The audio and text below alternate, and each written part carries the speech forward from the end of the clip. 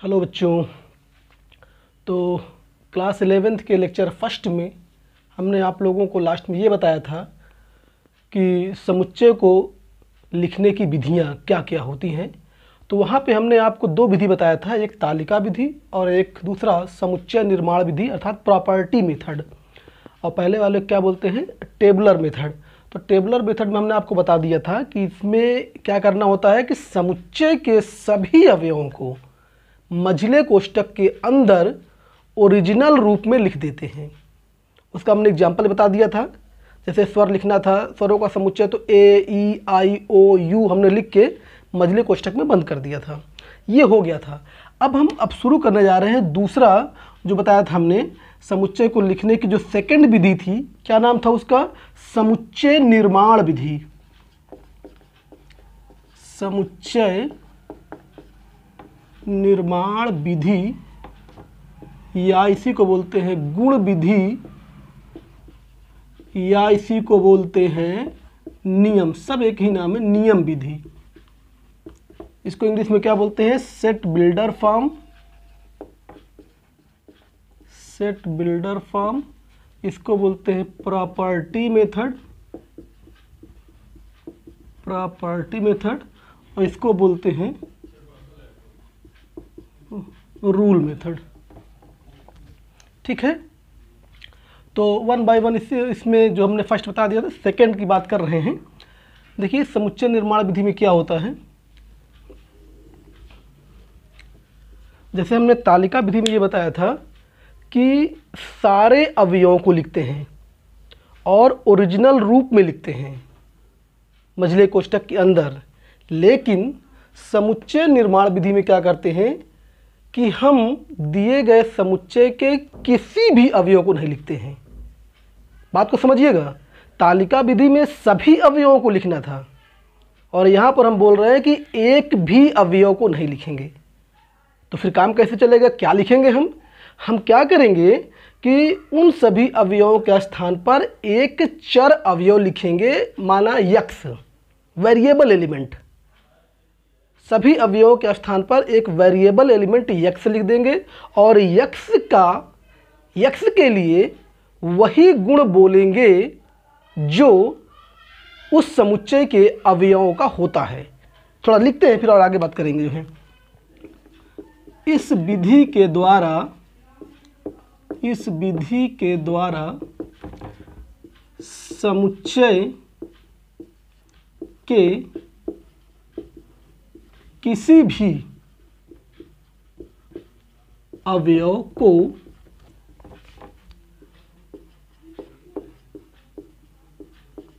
नहीं लिखते हैं, अपितु उनके स्थान पर एक चर अवयव, वेरिएबल एलिमेंट, उनके स्थान पर एक चर अवयव यक्स, कुछ भी लिख सकते हैं, वाई भी लिख सकते हैं, यक्स लिख देते हैं तथा यक्स के लिए वही गुण लिखा जाता है जो दिए गए समुच्चय के अवयवों का होता है। थोड़ा बात को समझिए, हमने क्या कहा है। इस विधि के द्वारा समुच्चय के किसी भी अवयव को नहीं लिखते हैं। तालिका विधि हमने क्या किया था कि सभी को लिखते हैं, और यहाँ पर हम बोल रहे हैं किसी को नहीं लिखते। तो फिर लिखेंगे क्या, उनके स्थान पर एक चर अवयव, वेरिएबल एलिमेंट, कुछ भी लिख सकते हैं। हम यहाँ पे यक्स की बात करेंगे, यक्स लिख लेते हैं, एक चर अवयव यक्स लिखते हैं। और लास्ट में क्या बोला हमने, और उस यक्स के लिए वही गुण लिखा जाता है जो दिए गए समुच्चय के अवयवों का होता है।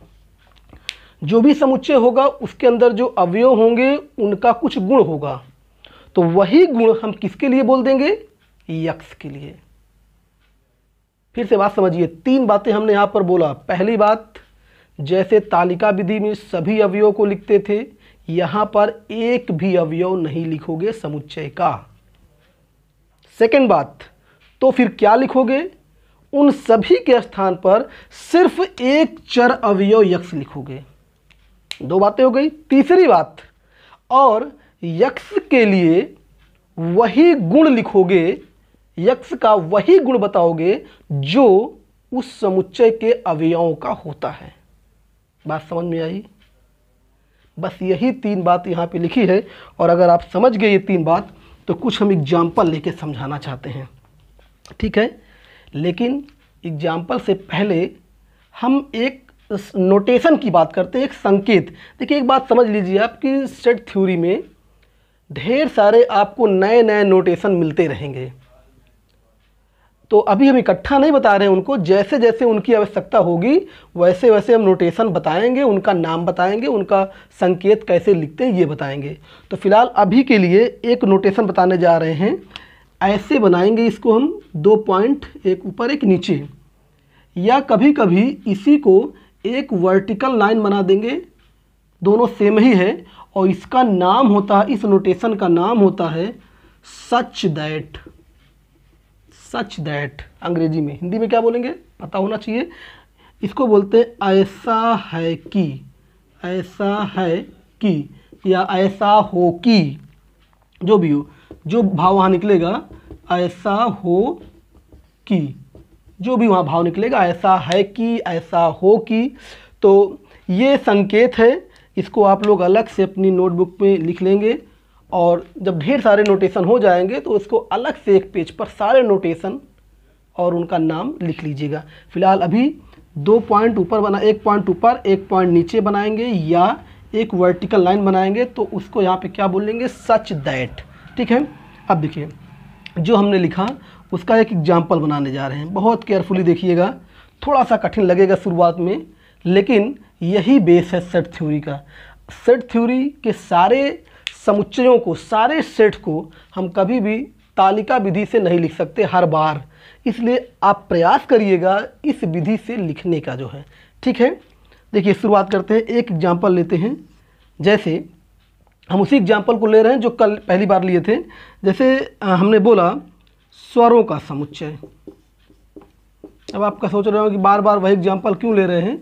इसलिए कि ताकि दिमाग में एकदम बैठ जाए कि जो हम समुच्चय ले रहे हैं बार बार, तो उसी को हम तालिका विधि से कैसे लिखते हैं, उसी को गुण विधि से कैसे लिखते हैं, तो उसी एग्जाम्पल को ले रहे हैं। देखिए, तो मान लीजिए इसको नोटेशन हमने ए ले लिया, स्वरों को समुच्चय। तो स्वरों के समुच्चय के लिए कल हमने तालिका विधि बताया था। तालिका विधि हमने क्या बोला था कि सारे एलिमेंट को मझले कोष्ठक के अंदर लिख लें। तो हमने लिख लिया था ए, ई, आई, ओ, यू। यहाँ पे तो सारे एलिमेंट लिखे गए हैं, तो ये तो तालिका विधि हो गई। टेबुलर फॉर्म जो कल बताए थे, ये तो तालिका विधि हो गई। लेकिन हमें तो आज गुण विधि लिखना है। तो ज़रा देखिए, स्टार्ट करने जा रहे हैं, बहुत केयरफुली देखिएगा। जो है हमने कहा था कि तालिका विधि में सभी एलिमेंट को लिखते हैं, और गुण विधि में एक भी एलिमेंट नहीं लिखेंगे, ना ए लिखेंगे, ना ई लिखेंगे, ना आई, ना ओ, ना यू, किसी को नहीं लिखेंगे। तो इसके स्थान पे क्या लिखेंगे? एक चर अवयव यक्ष लिखेंगे, पहली बात, ठीक है। अब देखिए, उसके बाद फिर या तो ये चिन्ह बना देना या तो ये बना देना, दो में से एक ही बनाना। तो मान लिया हमने ये चिन्ह बना दिया, इसको क्या पढ़ा हमने? यक्ष सच दैट, यानी यक्ष ऐसा है कि। अब यक्ष ऐसा है कि, अब आगे बताने जा रहे हैं कि यक्ष कैसा है। हमने कहा था कि यक्ष के लिए वही गुण लिखा जाता है जो दिए गए समुच्चय के अवयवों का होता है। अब जरा बताइए, दिए गए समुच्चय के जो अवयव हैं इनका क्या गुण है? इनका ये गुण है कि ये स्वर हैं। बात समझ में आई? ये जो समुच्चय हमने लिखा, इस समुच्चय के अवयवों का क्या गुण है? उनका गुण यही है कि वो स्वर हैं। तो जो गुण इन अवयवों का है वही गुण यक्ष का बोल दो। तो यक्ष सच दैट यक्ष एक स्वर है, यक्ष एक स्वर है। बताइए यहाँ पे ना तो ए दिख रहा है, ना ई दिख रहा है, ना आई, ना ओ, ना यू। लेकिन अगर हमने कहा कि यक्ष एक स्वर है तो यक्ष के स्थान पर ए लिख सकते हैं कि नहीं? यक्ष के स्थान पर ई, आई, ओ, यू लिख सकते हैं कि नहीं लिख सकते? अगर ये यक्ष स्वर है, वेरिएबल है, तो वेरिएबल का मतलब जानते हो कि जो वेरी करे, जिसका मान बदलता रहे। तो यक्ष के स्थान पर ए भी हो सकता है, ई भी हो सकता है, आई भी हो सकता है, ओ भी हो सकता है, यू भी हो सकता है। बात समझिए, यहाँ पर एक भी एलिमेंट नहीं दिख रहा है, लेकिन इनडायरेक्टली सारे एलिमेंट यहाँ पर हैं। यक्ष एक स्वर है तो इसका मतलब यक्ष ए भी है, यक्ष ई भी है, यक्ष आई भी है, यक्ष ओ भी है, यक्ष यू भी है। तो इसका मतलब ये हो गया गुण विधि के द्वारा। नाम से देखिए स्पष्ट है, गुण विधि। यानी यहाँ पर हम एलिमेंट को नहीं लिख रहे हैं, जो भी एलिमेंट है एलिमेंट नहीं लिख रहे हैं, उनके गुण को लिख रहे हैं, उनके गुण का यूज कर रहे हैं। तो ये हो गया गुण विधि। बोलिए समझ में आया? कोई दिक्कत? इसको क्या पढ़ते हैं, थोड़ा हम पढ़ने का तरीका है, एक बार लिख दे रहे हैं यहाँ पे। पढ़ने का तरीका क्या होता है?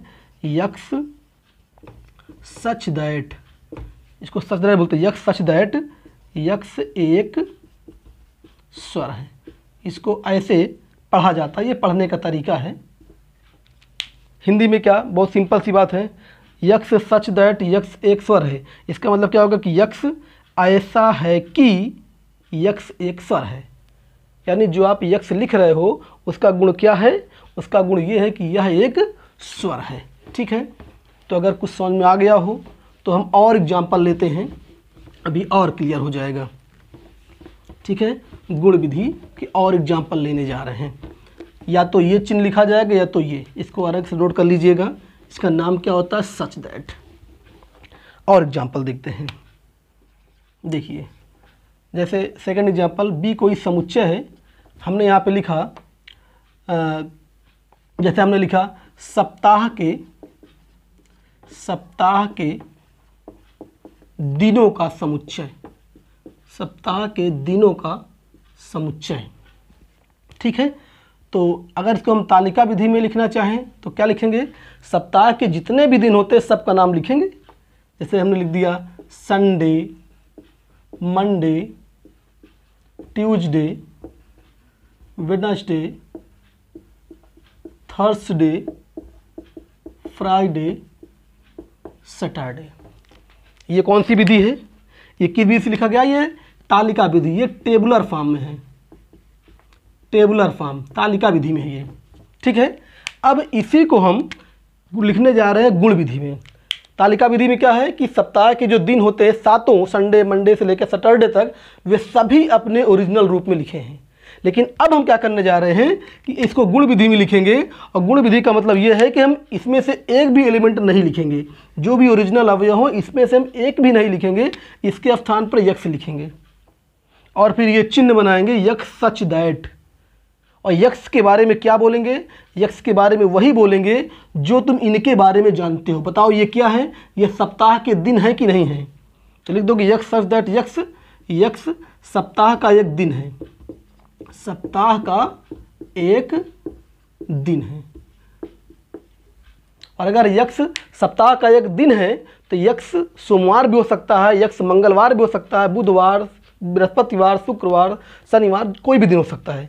तो इसका मतलब कि ये इनडायरेक्टली यहाँ पे सब लिखे हुए हैं। तो ये तालिका विधि, ये गुण विधि। ठीक है, ये किस विधि में लिखा गया है? ये गुण विधि यानी प्रॉपर्टी गुण विधि में लिखा हुआ है। ठीक है, ये गुण विधि में लिखा हुआ है।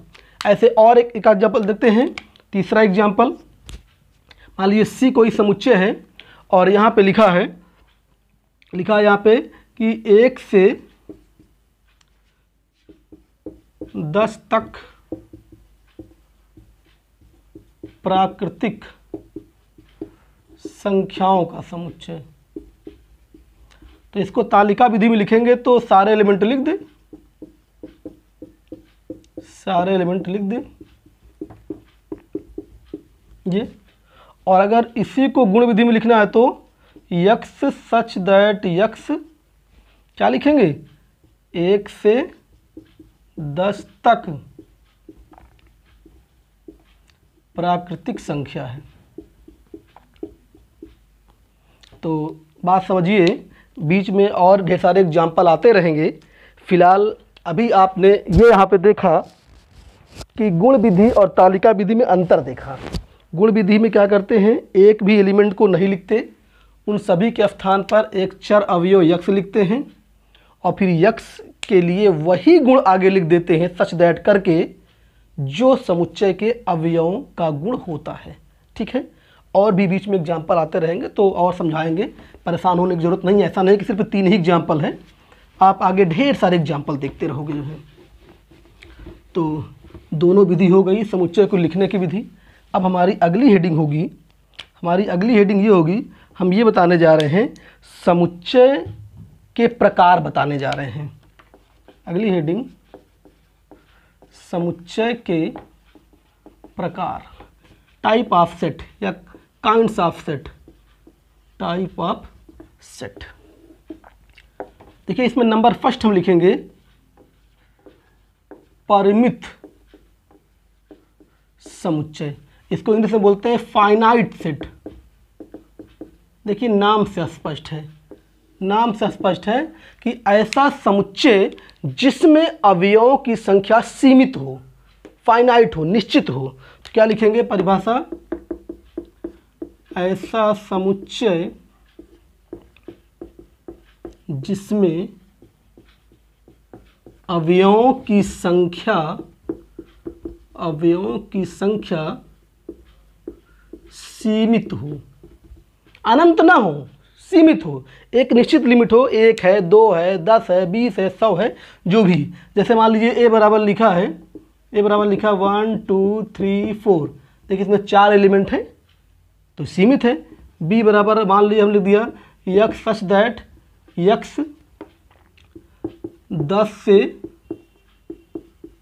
छोटी सम संख्या है, सम संख्या है। तो भले ये गुण विधि में लिखा है लेकिन इसको आप तालिका में कन्वर्ट कर सकते हैं। देखिए बाद में हम तालिका से गुण, गुण से तालिका में कई एग्जाम्पल बताएंगे, लेकिन अभी आप देखिए बी लिखा है कि यक्स सच दैट यक्स 10 से छोटी सम संख्या है। तो बताइए अगर यक्स 10 से छोटी सम संख्या है तो यक्स का मान क्या क्या हो सकता है। यक्स का मान 2 हो सकता है, 4 हो सकता है, 6 हो सकता है, 8 हो सकता है। ये हो गया तुम्हारा तालिका विधि में, ये है तालिका विधि में। और जो ये लिखे थे ये क्या है, गुण विधि। हमने कहा था ना कि एग्जाम्पल आते रहेंगे लगातार। तो देखिए यहाँ पे हमने 2 एग्जाम्पल लिया, एक एग्जाम्पल ये लिया, एक एग्जाम्पल ये लिया, और दोनों में अवयवों की संख्या सीमित है। देखिए इसमें भी 4 एलिमेंट हैं और ये संजोग है कि इसमें भी 4 एलिमेंट आ गए, लेकिन जो भी है वो एक लिमिट है। 4 एलिमेंट हो, 10 एलिमेंट हो, 20 एलिमेंट हो, तो उसको क्या बोलेंगे, परिमित समुच्चय। ठीक है, अगली हमारी हेडिंग होगी, अगली हेडिंग होगी अपरिमित समुच्चय। क्या होगी, अपरिमित, अपरिमित समुच्चय। देखिए नाम से स्पष्ट है, इसको अंग्रेजी में बोलते हैं इनफाइनाइट, इनफाइनाइट सेट। क्या बोलते हैं, इनफाइनाइट।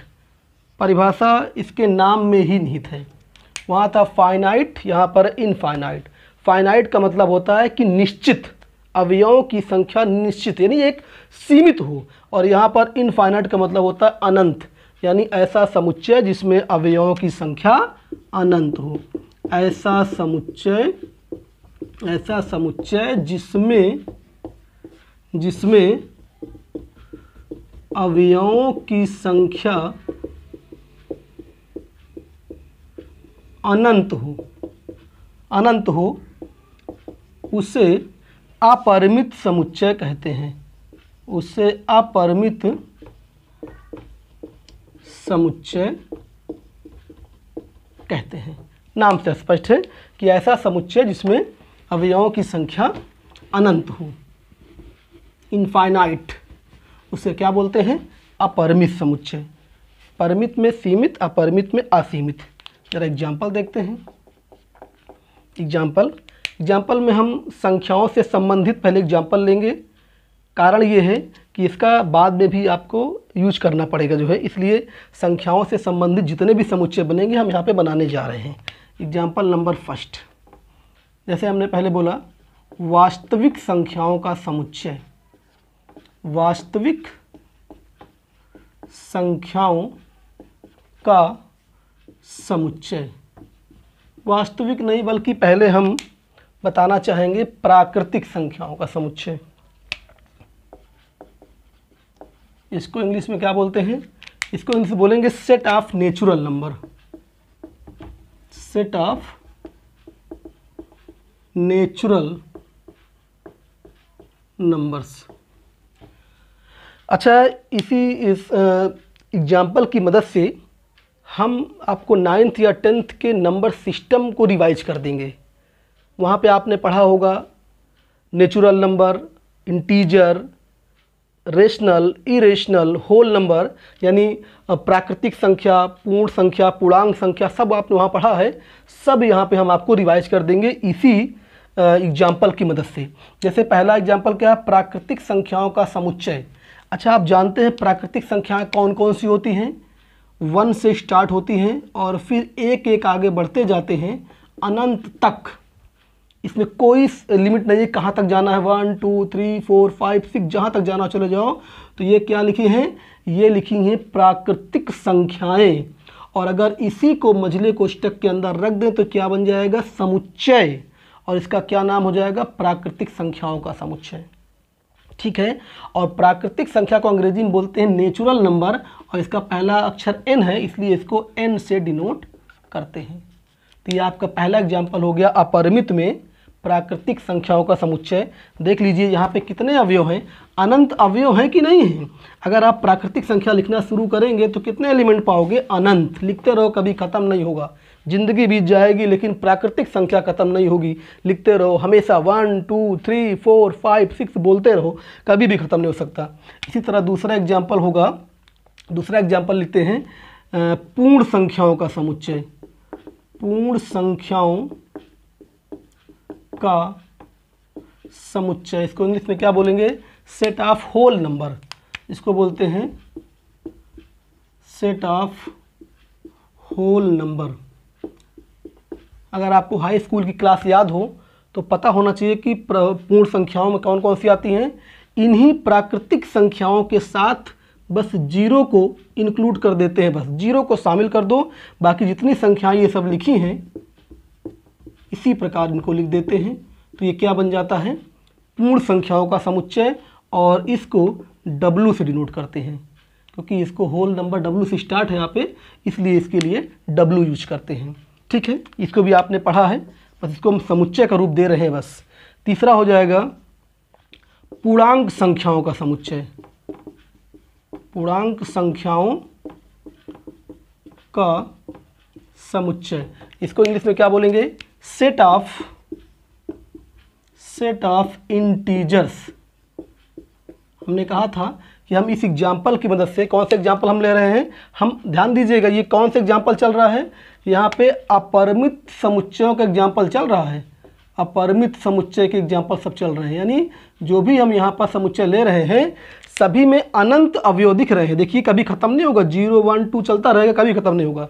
तो हम इस एग्जाम्पल की मदद से पूरा नंबर सिस्टम जो आपने हाई स्कूल में 9th में पढ़ा उसको हम रिवाइज कर देंगे। पूर्णांक संख्याओं के समुच्चय को बोलते हैं सेट ऑफ इंटीजर। और आपको पता होना चाहिए पूर्णांक संख्याएं कौन सी होती हैं। देखिए पूर्णांक संख्याएं में 3 प्रकार संख्याएं होती हैं। एक होता है जीरो पूर्णांक, और उसके बाद फिर होता है धनात्मक पूर्णांक, फिर होता है ऋणात्मक पूर्णांक। तो धनात्मक पूर्णांक को हम दाएं लिखते हैं, जीरो के इधर लिखते हैं +1 +2 +3 +4 +5 डॉट डॉट इधर, और इधर लिखते हैं निगेटिव -1 -2 -3 -4 डॉट डॉट इधर। तो ये जो हमने लिखा समुच्चय, इसी को बोलते हैं पूर्णांक संख्याओं का समुच्चय। और इसको अंग्रेजी में आई से बोलते हैं, इसलिए इसका नोटेशन क्या हो जाएगा? Capital I. अच्छा, एक नोटेशन इसका और होता है, आई या जेड भी होता है। तो पूर्णांक संख्याओं के लिए हम नोटेशन क्या यूज करते हैं? कैपिटल आई या जेड। ठीक है, तो पूर्णांक संख्याएं आप ऑलरेडी जानते हैं। जीरो पूर्णांक होता है, धनात्मक पूर्णांक होता है, ऋणात्मक पूर्णांक होता है, तो देखिए यहाँ पर इधर जो संख्याएं लिखी हैं ये क्या है, धनात्मक पूर्णांक है, इधर क्या है, ऋणात्मक है, और ये 0 पूर्णांक है। ठीक है, इसी तरह चौथा एग्जाम्पल बना सकते हैं हम। जितने भी एग्जाम्पल ले रहे हैं किसका एग्जाम्पल है, अपरिमित संख्याओं का है, अपरिमित समुच्चय का एग्जाम्पल है, अनंत एलिमेंट। ठीक है, अब चौथा एग्जाम्पल हम ले लें। जैसे हम कहें धनात्मक, मतलब सेट थ्योरी में जिन जिन समुच्चयों का यूज हो सकता है हम सब बता दे रहे हैं यहीं पे। धनात्मक पूर्णांक संख्याओं का समुच्चय, सेट ऑफ पॉजिटिव इंटीजर्स, और इसको किससे नोट करेंगे, i प्लस या z प्लस, और इसके अंदर कौन से एलिमेंट आएंगे, वही धनात्मक पूर्णांक 1 2 3 4 ये सब आ जाएंगे। ठीक है, ये भी कभी ख़त्म नहीं हो सकता। पांचवा एग्जाम्पल क्या है, ऋणात्मक पूर्णांक संख्याओं का समुच्चय, ऋणात्मक पूर्णांक संख्याओं का समुच्चय, क्या अंग्रेजी में बोलेंगे, सेट ऑफ निगेटिव इंटीजर, और इसको डिनोट कैसे करेंगे, i माइनस या z माइनस। इसमें कौन से एलिमेंट आएंगे, निगेटिव पूर्णांक, -1 -2 -3 -4 dot dot dot and so on. ठीक है, इसी तरह अगला एग्जाम्पल, जितना भी आपने हाई स्कूल में संख्याएं पढ़ा सब लिख देंगे यहाँ पे हम। अगला एग्जाम्पल क्या होगा, प्राकृतिक ये परिमेय संख्याओं का समुच्चय, परिमेय संख्याओं का समुच्चय, इसको इंग्लिश में क्या बोलेंगे, set of rational number, set of rational numbers. अब अगर आपको पहले तो इसका समझ नोटेशन, इसका नोटेशन होता है q, इसको हम q से लिखते हैं। ठीक है, जैसे नेचुरल के लिए n होता है, इंटीजर के लिए i होता है, होल के लिए w होता है, वैसे परिमेय संख्याओं के लिए हम नोटेशन q यूज करते हैं। अब परिमेय संख्याओं की अगर आपको परिभाषा याद हो तो इसमें कोई दिक्कत नहीं है। परिमेय संख्या परिभाषा क्या होती है कि ऐसा संख्या जो p/q अर्थात भिन्न के रूप में लिखी हो और उस भिन्न का अंश तथा हर दोनों पूर्णांक हो लेकिन हर 0 ना हो। तो इसके अंदर q के अंदर ऐसे परिमेय संख्याएं आएंगी, ऐसी संख्याएं आएंगी जो परिमेय हों। इसके अंदर गुण विधि में अगर हम लिखें तो ऐसा यक्स आएगा सच दैट कि वो यक्स p/q के रूप का हो, x बराबर p/q हो, तथा pq दोनों क्या हों, दोनों पूर्णांक हों परंतु q 0 ना हो। ठीक है, ये परिमेय संख्या की हमने परिभाषा लिख दिया। अगर आपको याद हो तो ये परिभाषा आप लोग 9th या 10th में पढ़े होंगे। जो है परिमेय संख्याएं क्या होती हैं, उसका रूप एक भिन्न की तरह होना चाहिए, p/q के रूप का होना चाहिए, और अंश और हर अर्थात pq दोनों पूर्णांक होने चाहिए। पूर्णांक क्या ऊपर लिखा देख लीजिए, और q अर्थात हर 0 नहीं होना चाहिए। एग्जाम्पल के रूप में हम लिख सकते हैं 1/2, 1/3, 4/1, 0/1, कुछ भी लिख सकते हैं, 2/3, जितना चाहे लिखते रहे कभी ख़त्म नहीं होगा, भिन्न लिखते रहे कभी ख़त्म नहीं होगा। तो ये भी एक तरह से अपरिमित समुच्चय हो गया जो है। ठीक है, और लास्ट एग्जाम्पल हम लेने जा रहे हैं अपरिमेय संख्याओं का समुच्चय, अपरिमेय संख्याओं का समुच्चय। संख्याओं से रिलेटेड एग्जाम्पल ले रहे हैं। लास्ट एग्जाम्पल कौन सा नंबर होगा, 6 नंबर शायद है, 6 नंबर है। अपरिमेय संख्याओं का समुच्चय यानी सेट ऑफ इरेशनल नंबर। क्या बोलते हैं इंग्लिश में, सेट ऑफ इरेशनल नंबर। अपरिमेय, इसकी परिभाषा आप लोग जानते हो, ऐसी संख्या जो परिमेय ना हो उसको क्या बोलते हैं, अपरिमेय। ऐसी संख्या जो परिमेय ना हो उसको बोलते हैं अपरिमेय। तो इसको डिनोट करने के लिए नोटेशन, इसको q डैश से डिनोट कर लेते हैं, q डैश से। ठीक है, और इसके अंदर ऐसी संख्या आएगी यक्स सच दैट यक्स परिमेय ना हो, यानी जो परिमेय नहीं होगा उसी को बोलते हैं अपरिमेय। और आप जानते हैं ढेर सारे अपरिमेय संख्या, जैसे √2 लिखा है, √3 लिखा है, √5 लिखा है, √7 लिखा है, ये सब अपरिमेय संख्याएं होती हैं। या तो और भी एग्जाम्पल होते हैं, जैसे दशमलव के बाद अगर संख्याएं रिपीट करती रहें और अलग अलग संख्याएं रिपीट करें, जैसे मान लीजिए लिखा 0.237, फिर यहाँ जैसे मान लीजिए 5, 8 ऐसे आ गया, यानी दशमलव के बाद संख्याएं रिपीट करें और अलग अलग संख्या बार बार आए। ऐसा नहीं कोई एक ही ग्रुप आए। अगर कोई एक ही ग्रुप, जैसे मान लीजिए आप लोग शांत अशांत हाई स्कूल में पढ़े होंगे, जैसे मान लीजिए दशमलव के बाद ये 3 2 रिपीट तो ये भी कर रहा है, ये भी कभी ख़त्म नहीं हो रहा है, लेकिन यहाँ पर एक ही ग्रुप बार बार आ रहा है। तो इस प्रकार की संख्याएं परिमेय होता है, अगर आपको याद हो तो। लेकिन अगर दशमलव के बाद संख्याएं रिपीट करें लेकिन नई नई संख्याएं आती रहें, अलग अलग अंक आते रहें, तो वो अपरिमेय होता है। तो इस प्रकार की संख्या भी अपरिमेय में हो सकता है। ठीक है, टर्मिनेट नहीं हो रहा है, इसको बोलते हैं नॉन टर्मिनेटिंग। ये भी नॉन टर्मिनेटिंग है, लेकिन यहाँ पे क्या है कि एक ही प्रकार की संख्या रिपीट कर रही है, इस वाले में सॉरी, और इसमें अलग अलग अंक रिपीट कर रहे हैं। तो जब अलग अलग अंक रिपीट करें अनंत तक तो वो अपरिमेय में आता है, और अगर एक ही ग्रुप की संख्याएं रिपीट करें तो वो परिमेय में आता है। ये हाई स्कूल में आप लोग चैप्टर में पढ़े होंगे। तो इस तरह से ये अपरिमेय संख्याओं का समुच्चय हो गया। ठीक है, अब एक और बचा हुआ है लास्ट, जैसे हम कहें कि वास्तविक संख्याओं का समुच्चय, वास्तविक संख्याओं का समुच्चय, सेट ऑफ रियल नंबर। तो अगर आप लोग को संख्याओं के बारे में पता हो, सेट ऑफ रियल नंबर, तो बताइए वास्तविक संख्या क्या होती है। वास्तविक संख्याओं की परिभाषा आप लोग 9th 10th में सब पढ़े होंगे। वास्तविक संख्याओं का मतलब कि हमने इससे पहले जो भी आपको बताया, प्राकृतिक संख्या, पूर्ण संख्या, पूर्णांक संख्या, परिमेय संख्या, अपरिमेय संख्या, जितना भी हमने यहाँ पे आपको बताया, सभी को मिला दें तो वो हो जाती है वास्तविक संख्या। यानी चाहे वो प्राकृतिक हो, चाहे पूर्ण हो, पूर्णांक हो, परिमेय हो, अपरिमेय हो, एनी नंबर हो इसमें से, तो वो क्या कहलाती है, वास्तविक संख्या कहलाती है। तो इसका एग्जाम्पल क्या लिख सकते हैं, इसके अंदर इसको कैपिटल R से डिनोट करते हैं, R फॉर रियल नंबर, ये R फॉर रियल नंबर, तो R से डिनोट करते हैं। और इसके अंदर ऐसा एलिमेंट आएगा, हम कहने का तात्पर्य ये है कि इसके अंदर हम कुछ भी लिख दें, चाहे प्राकृतिक लिख दें या परिमेय अपरिमेय, तो ऐसे हम कितना लिखेंगे तो इसको हम गुण विधि से लिखेंगे। आर के अंदर ऐसा यक्स आएगा सच दैट यक्स परिमेय या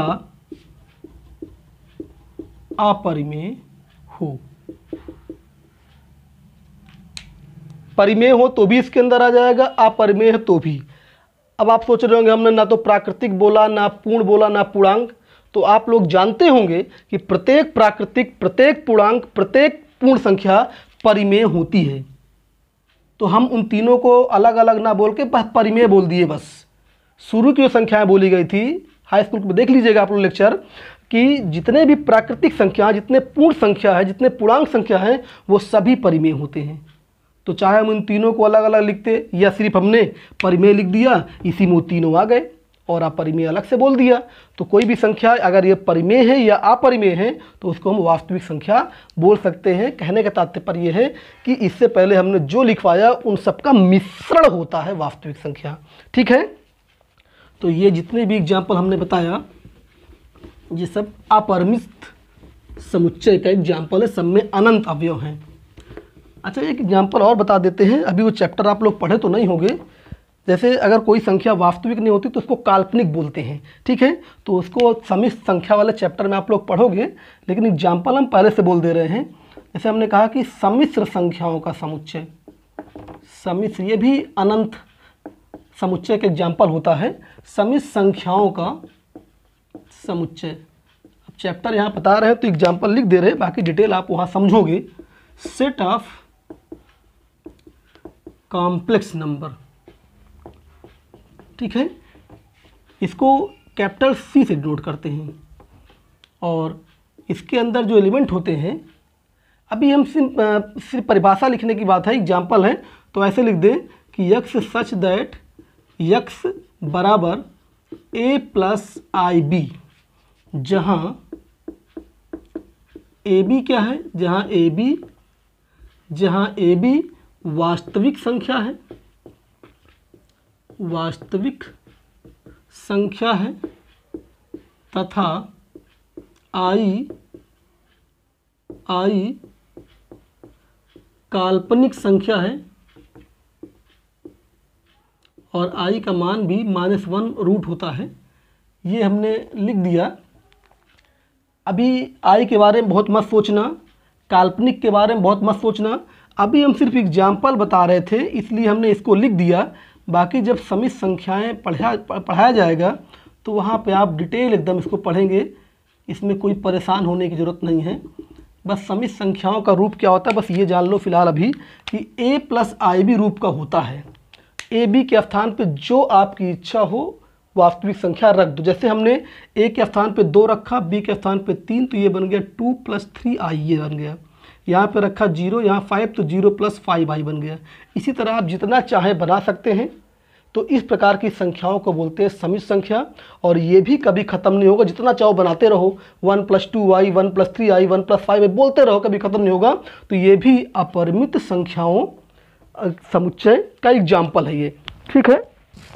तो इस तरह से हमने अपरिमित समुच्चय का एग्जाम्पल बता दिया, और इसकी मदद से हमने वास्तव में आप लोगों को हाई स्कूल का पूरा नंबर सिस्टम रिवाइज करवा दिया। इसको अगर आप लोग ध्यान से देखेंगे तो पूरे समुच्चय में इसका यूज होगा। जितने प्रकार की संख्याएं होती हैं वास्तविक संख्याएं में, प्राकृतिक, पूर्ण, पूर्णांक, परिमेय, अपरिमेय, हम बोल रहे हैं कि इसको बहुत ढंग से समझ लीजिएगा। एक एक नंबर में कौन कौन से नंबर होते हैं, इनको आप बहुत केयरफुली पढ़ेंगे। इसका समुच्चय में बहुत ज़्यादा यूज है। तो समुच्चयों के लिए हम कुछ और संकेतों की बात करते हैं, नोटेशन की बात करते हैं। जैसे अभी थोड़ी देर पहले हमने इस संकेत की बात किया था, इसको सच दैट बोलते हैं, वैसे ही कुछ और संकेतों की बात करते हैं। जैसे एक संकेत होता है, ऐसे बनाते हैं इसको, ऐसे सी बना के बीच से लाइन खींच देते हैं इसको, तो इसका नाम होता है बिलोंग्स टू, यानी हिंदी में इसको बोलते हैं संबंधित होना। इसका कहाँ पे यूज करेंगे अभी बता रहे हैं। इसका नाम होता है संबंधित होना। इसी प्रकार एक दूसरा नोटेशन होता है, इसी को ऐसे बना के ऐसे काट देते हैं इसको, तो इसको बोलते हैं नॉट बिलोंग्स टू, यानी हिंदी में क्या बोलेंगे इसको, संबंधित ना होना। तो ये दो नोटेशन हमने और बताया आपके लिए, इसको नोट कर लीजिएगा। 2 नोटेशन है, बहुत आसानी से बन जाता है, कोई दिक्कत नहीं। इसे सी बना के लाइन खींच दीजिए तो बिलोंग्स टू, और बनाने वैसे काट दीजिए इसको तो नॉट बिलोंग्स टू, ठीक है। अब इसका यूज कहाँ करते हैं ज़रा देखिए इसको। जैसे मान लीजिए कोई समुच्चय हमने लिखा, कोई समुच्चय A बराबर लिखा, हमने लिखा यहाँ पे 1 2 3। अब यहाँ पे A के अंदर 1 है, 2 है, 3 है, तो हम कह सकते हैं कि 1 A का अवयव है। यहाँ पे हम कह सकते हैं कि 1 समुच्चय A का अवयव है, 1 समुच्चय A का अवयव है। या हम इसी को ऐसे भी कह सकते हैं कि 1 समुच्चय A से संबंधित है। भाई चाहे हम ये बोले कि 1 का संबंध A से है, या हम बोले कि 1 समुच्चय A के अंदर है, या 1 समुच्चय A का अवयव है। इन्हीं दोनों बातों को एक नोटेशन रूप में लिखते हैं और इसको ऐसे बना देते हैं 1 बिलोंग्स टू A। पहले अवयव लिखते हैं, फिर ये चिन्ह बनाते हैं, फिर समुच्चय लिखते हैं। ध्यान दीजिए, क्रम को ध्यान दीजिएगा, पहले अवयव फिर चिन्ह। कभी कभी कंफ्यूज करने के लिए इसको ऐसे लिख देता है तो ये लिखना ही गलत हो जाएगा, ये लिखना गलत हो जाएगा। पहले हम क्या लिखेंगे, पहले अवयव को लिखते हैं, फिर ये चिन्ह बनाते हैं, फिर समुच्चय। और पढ़ेंगे कैसे, 1 बिलोंग्स टू ए। इसका मतलब ये है कि 1 का संबंध ए से है। इंग्लिश का सेंटेंस है, जैसे हमने बोला कि आई बिलोंग्स टू इलाहाबाद, इसका मतलब कि मैं इलाहाबाद से संबंध रखता हूँ या मैं इलाहाबाद से संबंधित हूँ। तो अगर हमने बोला कि 1 बिलोंग्स टू ए, इसका मतलब 1 का संबंध ए से है। तो 1 यहाँ पे समुच्चय का मतलब है, तो 1 का संबंध ए से होने का मतलब कि 1 ए का अवयव है। ठीक है। और इसी एग्जाम्पल जैसे यहाँ पे देखिए 4 नहीं है, तो हम कह सकते हैं कि 4 समुच्चय ए का अवयव नहीं है। तो इसको हम लिख सकते हैं कि 4 नॉट बिलोंग्स टू ए, ऐसे लिख सकते हैं। 5 इसके अंदर नहीं है, तो हम लिख सकते हैं 5 नॉट बिलोंग्स टू ए। ठीक है। इसके अंदर 3 है, तो हम कह सकते हैं 3 बिलोंग्स टू ए। जो है इसका मतलब वो संबंधित है उससे, जो नहीं है वो संबंधित नहीं है। अगर संबंधित है तो संबंधित वाला चिन्ह बनाएंगे, और अगर संबंधित नहीं है तो नॉट बिलोंग्स टू बनाएंगे। बस ध्यान ये देना है कि पहले अवयव, फिर ये दोनों में से कोई एक चिन्ह, और फिर समुच्चय, ये इसका क्रम होता है। ठीक है। अगर आप इसको समझ गए तो इसी को देखिए हम थोड़ा सा ढंग से इसको लिख दें कि ये चिन्ह का यूज कहाँ होता है। नोट करके इसी को लिखवा देते हैं। नोट, यदि कैपिटल ए एक समुच्चय हो तथा यक्स समुच्चय ए का एक अवयव हो, तो संकेतों में इसे निम्न प्रकार लिखा जाता है। डैश कर क्या लिखेंगे, ये एक्स बिलोंग्स टू ए, संकेतों में इसे निम्न प्रकार लिखा जाता है। अभी जो हम समझाए थे कि यदि यक्स ए का अवयव है तो यक्स बिलोंग्स टू ए लिखेंगे। और नोट नंबर 2, यदि एक्स समुच्चय ए का अवयव नहीं है तो कैसे लिखेंगे, तो इसे निम्न प्रकार लिखा जाता है। कैसे लिखेंगे, अब की बार संबंधित नहीं है, अवयव नहीं है, तो ऐसे बना के इसको काट देंगे, ये ऐसे लिखा जाएगा। तो एग्जाम्पल हम ऑलरेडी बता चुके हैं, बस ये बता रहे थे कि इसको अगर ढंग से लिखना है तो कैसे लिखेंगे, तो ये हमने बता दिया।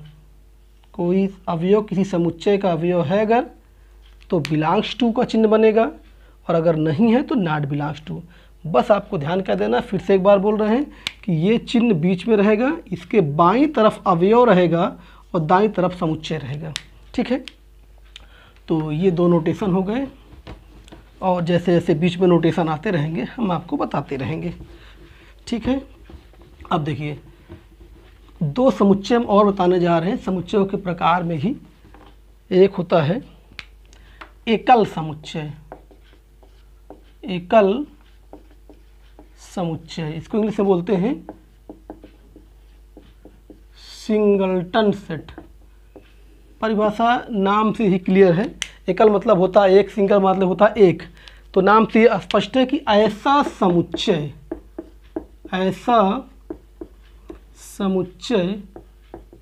जिसमें सिर्फ एक अवयव हो, उसे एकल समुच्चय कहते हैं, सिंगलटन सेट कहते हैं। सिंगलटन मतलब single set having single element. ठीक है। एग्जाम्पल जैसे 1 बराबर हम लिख दें, देखिए इसमें सिर्फ हमने एक एलिमेंट लिख दिया। अब देखिए ए के अंदर सिर्फ एक एलिमेंट है। ठीक है। और एग्जाम्पल ले लें, जैसे हम कहें कि बी के अंदर ऐसा यक्स हो सच दैट, कि जो यक्स है वो 3 से बड़ा हो लेकिन 5 से छोटा हो, और यक्स कहाँ संबंधित हो, सेट ऑफ नेचुरल नंबर से। थोड़ा हमने इसको गुण विधि से लिखने का प्रयास किया है, थोड़ा समझिएगा आप। बी के अंदर कैसा यक्स हो, जो यक्स का मतलब देखिए अवयव से संबंधित होता है। यक्स का मतलब यहाँ पे अवयव है, यक्स का मतलब यक्स नहीं है। बी के अंदर ऐसा यक्स है अर्थात ऐसा अवयव है सच दैट कि वह यक्स बिलोंग टू यन हो। यक्स बिलोंग्स टू यन का मतलब कि यक्स का संबंध यन से हो, और यन क्या है, प्राकृतिक संख्याओं का समुच्चय है। इसका मतलब यक्स प्राकृतिक संख्या है। यक्स क्या है, प्राकृतिक संख्या है। ठीक है, यक्स बिलोंग्स टू यन का मतलब हुआ कि यक्स प्राकृतिक संख्या है और वो यक्स 3 से बड़ा हो 5 से छोटा हो। तो ज़रा बताओ 3 से बड़ा और 5 से छोटा में कौन आता है, 4 आता है। तो हम यक्स के स्थान पर सिर्फ 4 लिख सकते हैं, तो एक ही एलिमेंट तो आया। तो इसका मतलब ये भी सिंगलटन सेट है अर्थात ये भी एकल समुच्चय है। ठीक है, एक अगला नाम देखते हैं, रिक्त समुच्चय होता है। ठीक है, एकल में एक एलिमेंट, सिर्फ और सिर्फ एक एलिमेंट। और अगला हेडिंग है रिक्त समुच्चय, इसको इंग्लिश में बोलते हैं इम्प्टी सेट, या एक नाम और होता है इसका नल सेट, या एक नाम और होता है इसका वायर्ड सेट। ठीक है, चाहे इसको आप इम्प्टी सेट बोलिए, चाहे इसको नल सेट बोलिए, चाहे इसको वायर्ड सेट बोलिए, तीनों का मतलब होता है रिक्त समुच्चय। नाम से स्पष्ट है कि ऐसा समुच्चय जिसमें एक भी अवयव न हो, ऐसा समुच्चय जिसमें एक भी अवयव न हो, ऐसा समुच्चय जिसमें एक भी अवयव ना हो उसे रिक्त समुच्चय कहते हैं, रिक्त समुच्चय कहते हैं। ठीक है, नाम से स्पष्ट है कि ऐसा समुच्चय, देखिए नाम से स्पष्ट है रिक्त समुच्चय, यानी रिक्त मतलब होता है खाली, ऐसा समुच्चय जिसमें एक भी एलिमेंट ना हो उसे क्या बोलते हैं, रिक्त समुच्चय। और इसका नोटेशन क्या होता है, रिक्त समुच्चय को फाई, एक नोटेशन होता है, रिक्त समुच्चय को फाई, या एक चिन्ह और होता है, बस मझला ब्रैकेट बना के छोड़ दो। मझला ब्रैकेट के अंदर कोई एलिमेंट ना लिखो, मतलब ये रिक्त है।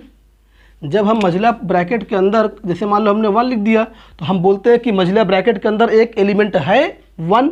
अगर 1 2 लिख दिया तो बोलेंगे 2 एलिमेंट है, और कुछ नहीं बोले तो क्या कहेंगे कि ये रिक्त है। तो सिर्फ अगर ऐसे बना के छोड़ दें तो उसको भी बोलते हैं रिक्त समुच्चय। तो रिक्त समुच्चय को फाई या मझले कोष्ठक द्वारा प्रदर्शित किया जाता है। ठीक है, नाम से स्पष्ट है रिक्त समुच्चय, ऐसा समुच्चय जिसमें एक भी एलिमेंट ना हो उसको बोलते हैं रिक्त समुच्चय, और उसको या तो फाई के द्वारा लिखा जाता है और या तो सिर्फ कर्ली ब्रैकेट बना के छोड़ दो तो दैट इज इम्प्टी सेट। इसका एग्जाम्पल एक देख लेते हैं, एक दो जो है रिक्त समुच्चय का एग्जाम्पल क्या होता है, देखिए। अच्छा, रिक्त समुच्चय का एग्जाम्पल बनाने के लिए, जैसे आप जानते हैं कि इसमें कोई एलिमेंट ही नहीं होता है, तो इसको तो हम तालिका विधि के द्वारा दिखाई नहीं सकते, क्योंकि तालिका विधि में क्या होता है, तालिका विधि में हमें सारे अवयवों को लिखना होता है, और जब इसमें कोई अवयव ही नहीं है तो फिर इसको आप तालिका विधि से कैसे दिखाओगे। इसलिए ध्यान दीजिएगा, वेरी इंपॉर्टेंट है कि रिक्त समुच्चय को आप तालिका विधि से नहीं दिखा सकते, और अगर तालिका विधि से मान ली कहा ही जाए तो सिर्फ कर्ली ब्रैकेट बना के छोड़ दोगे, बस हो गया रिक्त समुच्चय ये। ठीक है, ये रिक्त समुच्चय हो गया। लेकिन अगर हमें और भी एग्जाम्पल बनाना है तो आपको गुण विधि का यूज करना ही पड़ेगा, क्योंकि उस तालिका विधि में आपको अवयव दिखाना पड़ेगा और इसमें अवयव होता नहीं है। तो देखिए, हम एक एग्जाम्पल लेने जा रहे हैं। जैसे हम बोले कि ए के अंदर ऐसा यक्स है सच दैट यक्स 4 से बड़ा हो और 5 से छोटा हो, तथा यक्स बिलोंग्स टू एन, जैसे हमने ये बोला। अब देखिए, ए के अंदर कैसा यक्स है, कैसा अवयव है। पहली बात तो ये है कि वो अवयव प्राकृतिक संख्या हो। यक्स बिलोंग्स टू एन का मतलब होता है कि यक्स प्राकृतिक संख्याओं से संबंधित है, अर्थात प्राकृतिक संख्या है। तो एक के अंदर कैसा अवयव हो, प्राकृतिक संख्या हो और 4 से बड़ा 5 से छोटा हो, x greater than 4 less than 5। इसका मतलब x 4 से बड़ा हो 5 से छोटा हो लेकिन प्राकृतिक हो। तो ज़रा बताइए क्या ऐसी कोई प्राकृतिक संख्या है जो 4 से बड़ा और 5 से छोटा हो, अर्थात 4 और 5 के बीच में हो। 4 और 5 के बीच में क्या कोई प्राकृतिक संख्या होती है? बोलोगे नहीं होती है।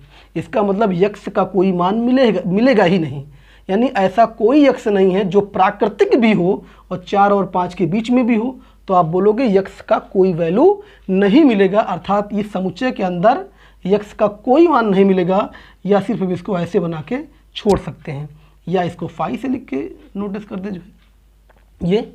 तो ये हो गया a के अंदर कोई एलिमेंट ही नहीं है, यानी ऐसा कोई प्राकृतिक संख्या ही नहीं है जो 4 और 5 के बीच में हो। तो ये हो गया रिक्त समुच्चय के एग्जाम्पल। और जैसे हम एग्जाम्पल बनाएं, b के अंदर ऐसा x है सच दैट कि x स्क्वायर इक्वल टू 9 तथा x एक सम संख्या हो। अब जरा बताइए इसको, b के अंदर कैसा अवयव है? b के अंदर ऐसा अवयव हो, ध्यान दीजिए x का मतलब x नहीं अवयव, तो b के अंदर ऐसा अवयव है, ऐसा x है सच दैट कि वह सम संख्या हो और वर्ग करें तो 9 हो जाए। तो क्या ऐसी कोई सम संख्या है जिसका वर्ग करने पर 9 मिलता है? बोलो 9 किसके वर्ग से मिलता है? 3 या -3 से। और जानते हो तुम 3 या -3 में से कोई भी सम संख्या नहीं है। तो इसका मतलब ऐसी कोई सम संख्या है नहीं है जिसका वर्ग 9 हो जाए, यानी ये कंडीशन और ये कंडीशन दोनों एक साथ सेटिस्फाई हो जाए, ऐसा कोई x है नहीं है। इसका मतलब हमें x का कोई मान नहीं मिलेगा, इसका मतलब ये इम्पटी सेट है। ठीक है, तो और भी एग्जाम्पल बीच बीच में आते रहेंगे। एकल समुच्चय का मतलब एक एलिमेंट, रिक्त समुच्चय का मतलब एक भी एलिमेंट नहीं, परिमित समुच्चय का मतलब कि सीमित अवयव, अपरिमित का मतलब अनंत अवयव। ठीक है, और जो हमने लास्ट में नोटेशन बताया बिलोंग्स टू वाला, थोड़ा उसको ध्यान देते रहिएगा, वेरी इंपॉर्टेंट है। जैसे ये लिखा है x बिलोंग्स टू n लिखा है, तो इसका मतलब है कि x प्राकृतिक संख्या है। x बिलोंग्स टू r लिखा है, इसका मतलब x वास्तविक संख्या है। x बिलोंग्स टू i लिखा है, इसका मतलब x पूर्णांक है। इसको हम ऐसे बोल सकते हैं कि x प्राकृतिक संख्या है, प्राकृतिक संख्या है। ठीक है, इसका मतलब होता है जो है x बिलोंग्स टू n का मतलब होता है x प्राकृतिक संख्या है। इसका मतलब हो जाएगा कि x वास्तविक संख्या है। ठीक है, तो संकेतों का नाम भी जानते रहो और उसका भाव भी समझते रहो। ऐसा नहीं कि सिर्फ पढ़ना तो आता है, हमने पढ़ लिया x बिलोंग्स टू n, लेकिन हमें इसका मतलब नहीं पता, इसका भाव नहीं पता। इसका मतलब होता है कि x प्राकृतिक संख्या है, अर्थात x प्राकृतिक संख्याओं से संबंधित है, और जो जिससे संबंधित होता वही तो होता है। तो इसका मतलब ये सब होता है, ये बीच बीच में आता रहेगा और भी एग्जाम्पल आएगा। तो आज समुच्चय की क्लास यहीं पे समाप्त करते हैं। धन्यवाद।